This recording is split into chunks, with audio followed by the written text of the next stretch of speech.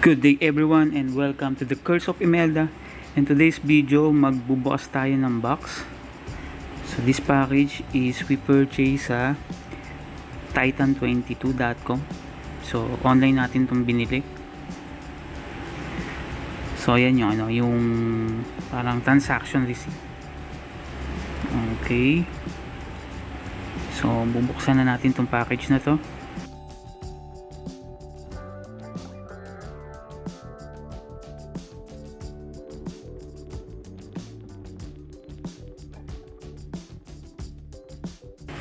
So ano kayang kind of rubber shoes tong binili natin.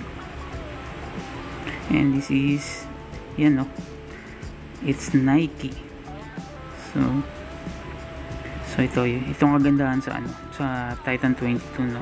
Well secured talaga yung mga boxes at mga packages na binibili natin sa kanila.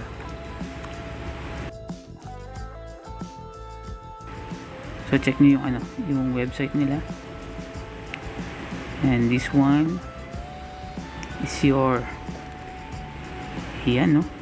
it's Nike Alphadunk Wolf Grey. So ito, napaka premium nung materials niya.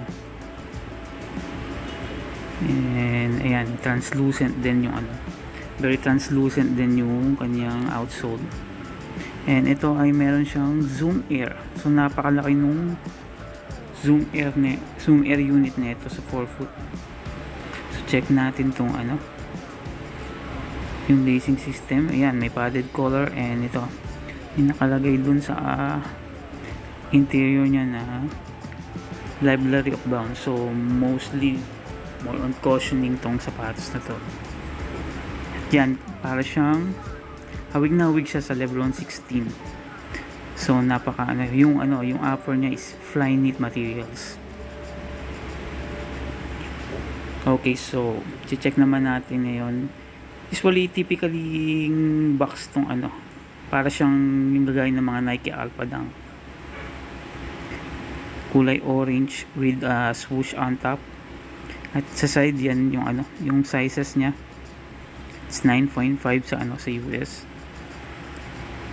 So yan, yung bottom usually mga typical details sa Nike manufactured. So ayan yan yung Nike Alphadunk Wolf Grey. So marami din tong colorways. Okay, ito naman, as you can see, ito yung oversized carbon fiber swooshes niya. Napakalaki, no? And this is Love City yung nakalagay. So yun yung mga straps. Sa tang meron din.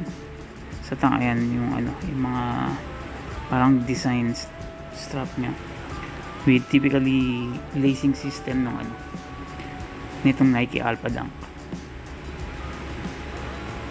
Okay. So yan, no?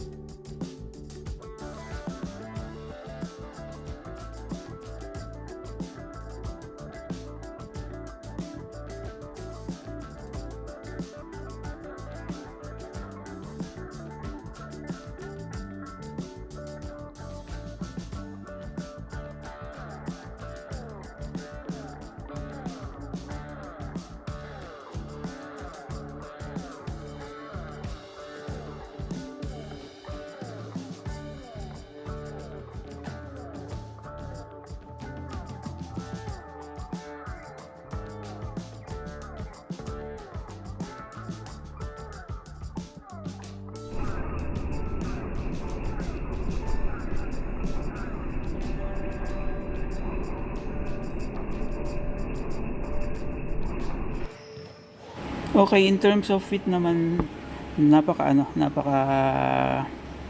comfortable at napaka easy to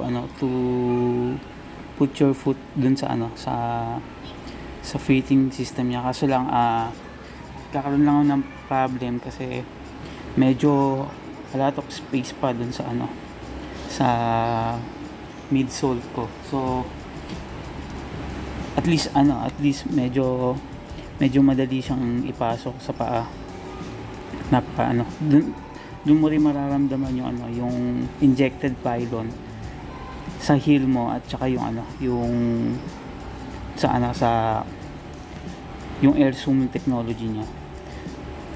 And yun lang, wish ko lang medyo matight ko pa siya dun, yung lacing system niya dun sa overall sapatos ko. So yun yung mga may mga little bit space pa. So down stretch tayo.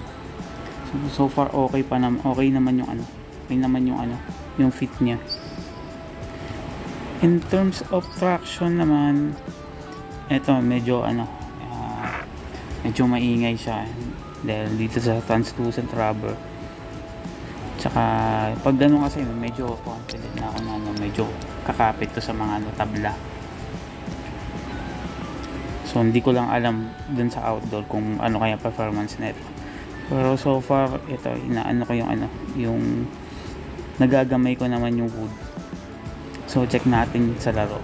Okay, tingnan natin.